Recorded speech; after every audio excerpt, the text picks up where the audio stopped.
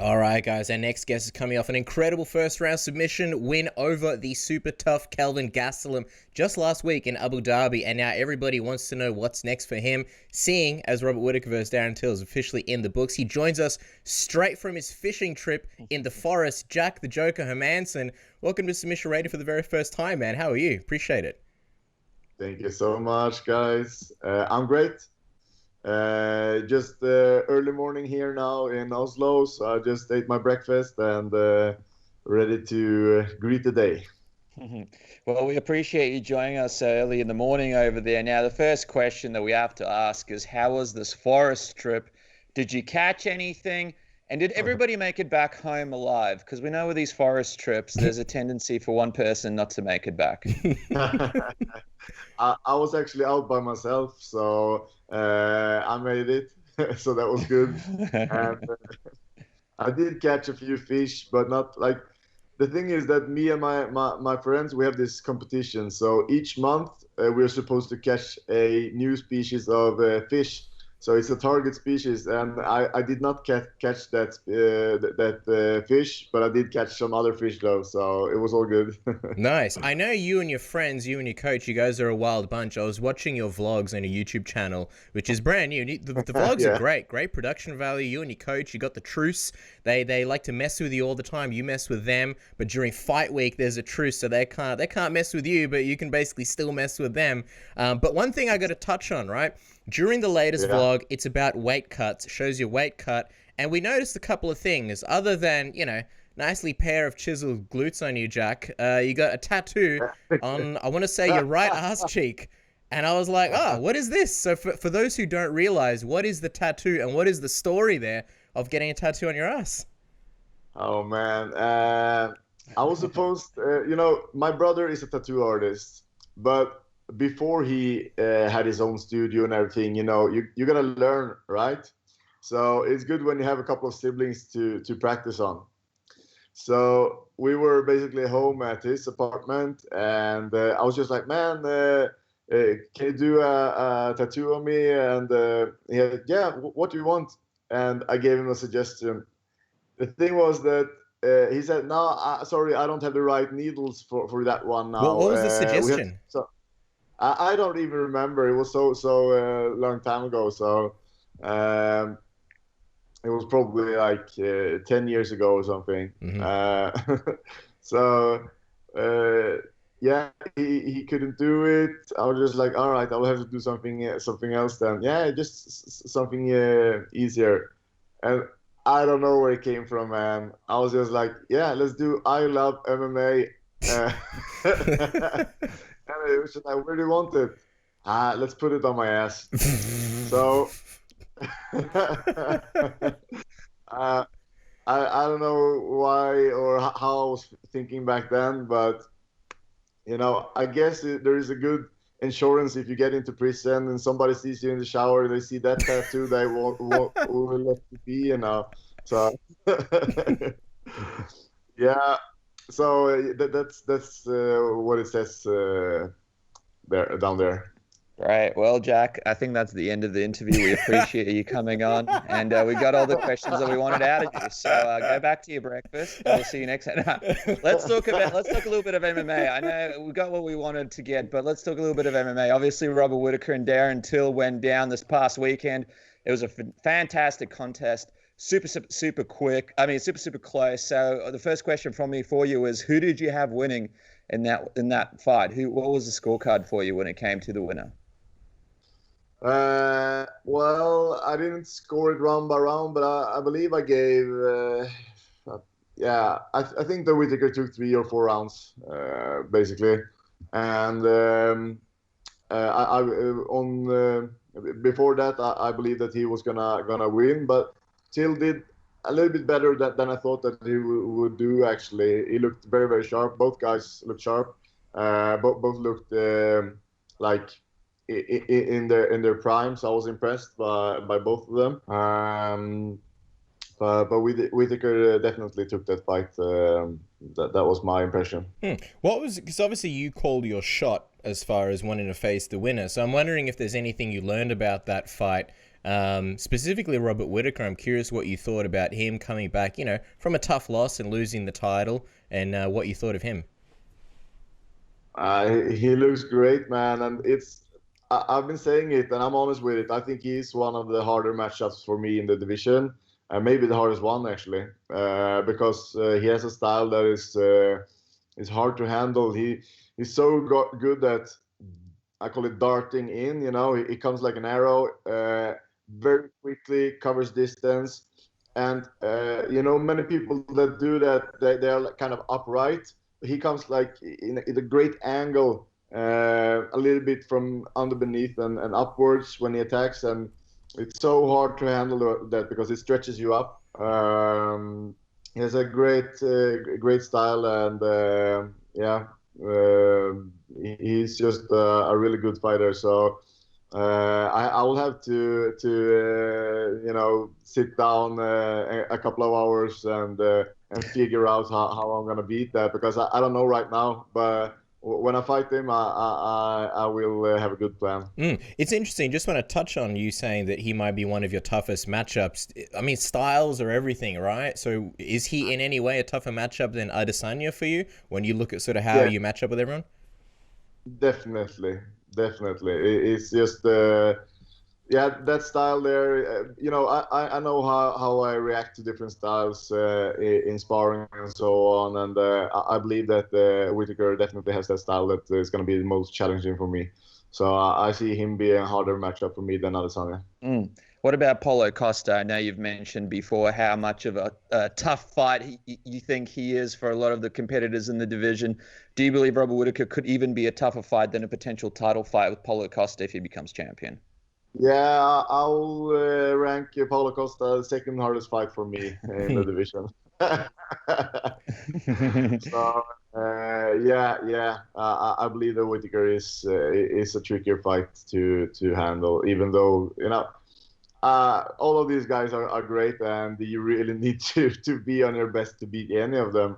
But I do believe that Whittaker is he's the toughest test for me out there. Before we get to Israel and Paulo and get your thoughts a little bit on that whole fight, just want to get your thoughts on Robert Whittaker's comments after his win. He mentioned that he believes he should be the next guy to get the title shot, and I'm presuming that would be after the Paulo Costa fight with Israel. What are your thoughts on his comments, sort of hoping to get the next title shot now that he's beaten Darren Till? I could agree that he has earned it, but on the other hand, we need to see some things play out in this division. People want to see Costa, of course, is going to have the first one, and then you have Cannonier there as well. And who is he going to fight? That's a little bit of a tricky one, right? So absolutely the most fair the thing to do would be to match up Whittaker against Cannonier for the next title shot. That would be the most that would be the right thing to do. Wait, but what about you? Know with you? What about you versus Whittaker?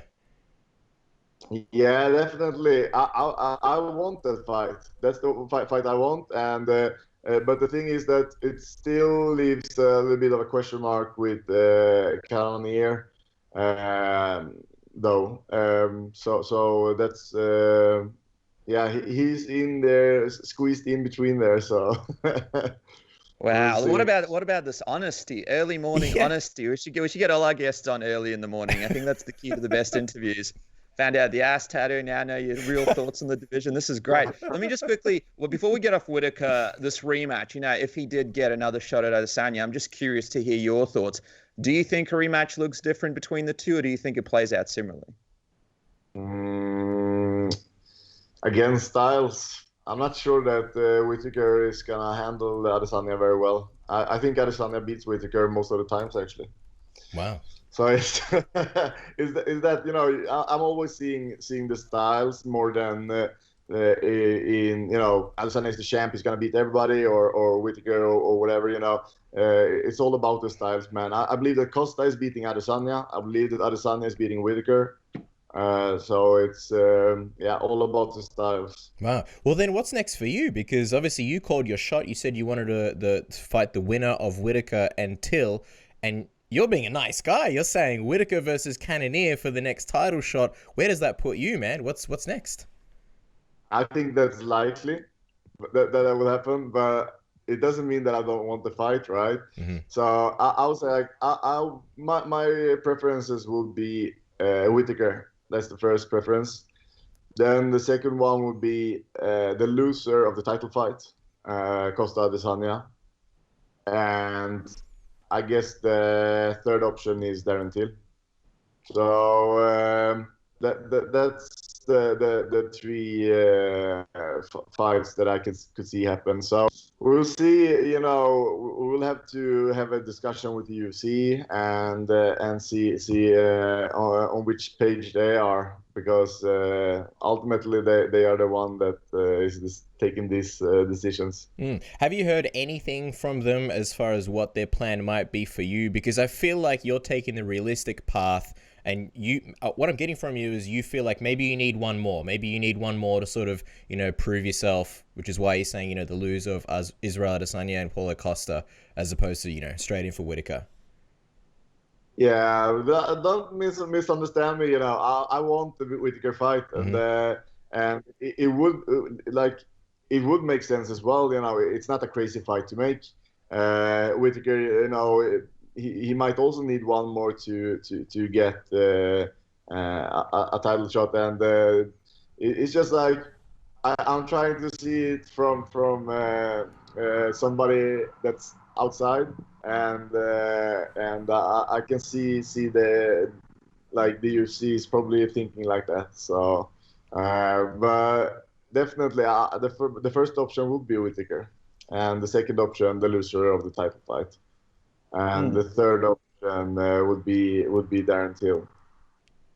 Well, I mean, considering that you believe that Paulo Costa is going to beat Israel Adesanya, a fight with a guy like Israel Adesanya isn't, too much of a loss as well. Jack Hermansson versus Israel Adesanya has a good ring to it. I just want to touch on Darren Till quickly. I know we spoke about Whittaker's win, but what's your takeaway about Darren Till in the division? I mean, if he's a potential fight for you, what have you learned about him in these last two middleweight fights that he's had?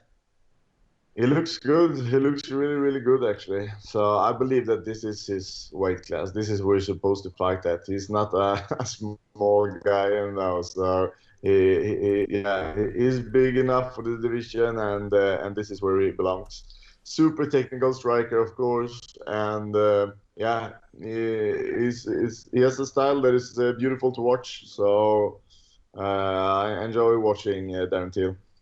But at the same time, I know that I can beat him, and I believe that he will probably not get through the top three. That's what I believe. I believe he's gonna have trouble with both Costa, Adesanya, and of course Whittaker.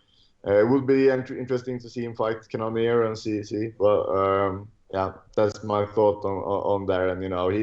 He's up there. He's a top five fighter, definitely. But I'm not sure that he's gonna go the whole way.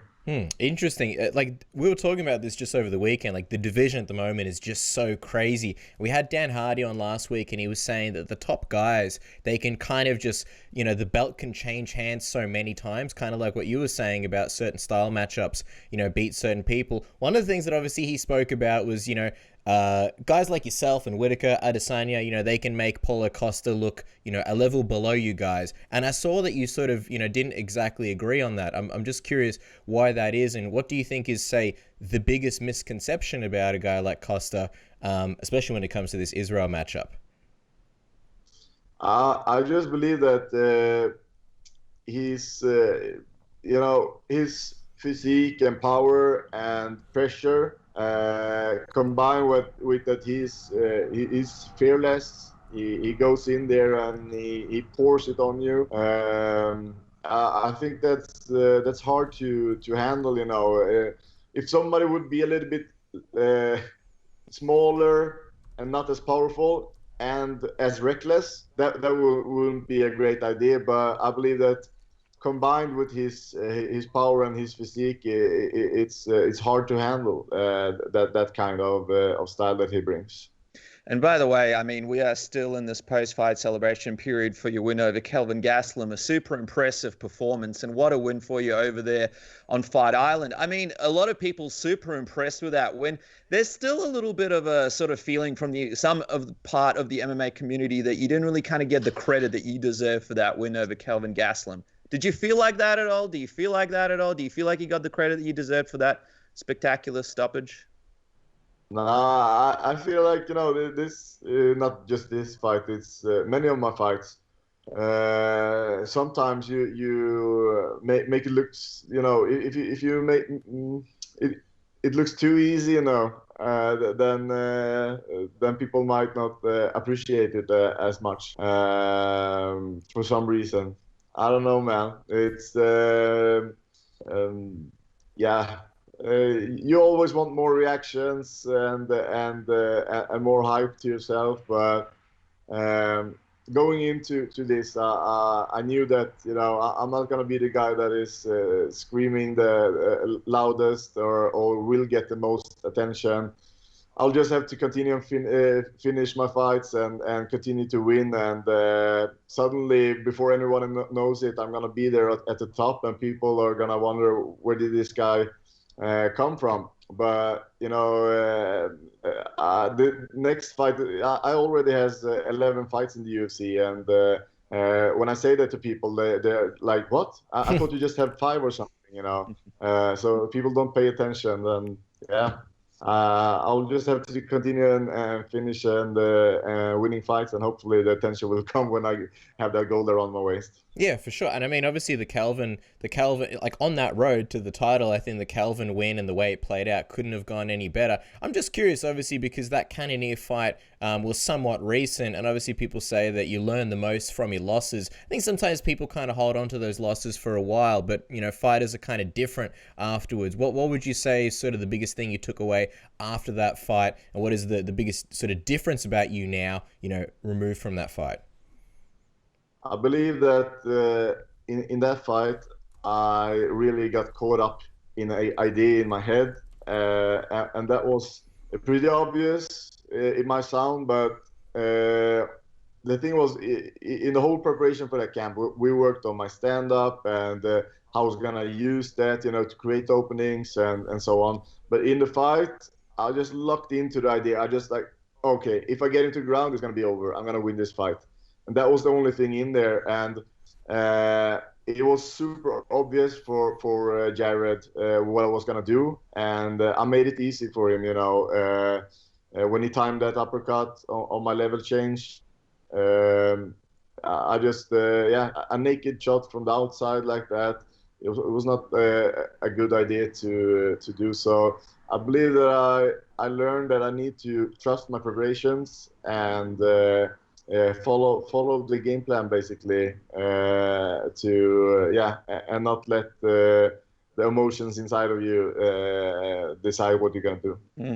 Jack, we appreciate the time. I'll let you go in just a sec, but just in terms of your return, if you had a sort of perfect timeline when you see yourself come back and a perfect opponent, who would that be? And also, obviously, we know the big matchup with Adesanya and Costa's going down to UFC 253. Would you be open to being the backup for that fight? We know, there's been a lot of injuries, a lot of issues with fighters making it to their title fights. Is that something you'd be open to? Definitely, man. I'm always up for a title fight. I would do it in 1 day's notice, without thinking about it. That's my dream and that's my goal, and I'm up for it at any time. So I'm definitely gonna be ready if they need me. But if that's not gonna happen, I would prefer to go back in there in October, and Robert Whittaker would be the perfect opponent. So that's gonna be my wish. Fingers crossed. We'll see if UFC gods are giving me. That's it. The UFC gods and the Nordic gods smiling down on us. It'd be cool if things are better with the coronavirus. Maybe even have that fight here in Australia where there's crowds, or maybe even New Zealand. But we'll let you go, and we'll end on this, Jack. Obviously, your nickname is the Joker, and it comes from your smile. You were given that nickname. But here's the thing: when people call you the Joker, which Joker are you picturing in your mind? Because there's been a lot of greats to play the Joker. Which one sort of is the guy that you picture in your mind when people call you that? Well, it's not as charming to say the last one with Joaquin Phoenix. It's not the character that you want to be, but that's a great movie though. But if I have to choose somebody, it's probably the Heath Ledger one. Oh, wow. Well, I'll tell you what, guys, when he's not taking names in the octagon, you can find him in the forest planning his next moves. You can follow the man at Jack the Joker MMA. Of course, Jack Hermansson's YouTube channel is the place to go. Such great content there as well. And Jack, we appreciate you joining us so early in the morning over there, and we can't wait to see what's next. Thanks so much for joining us on Submission Radio. Thank you so much, guys. Thank you for having me. Great talk.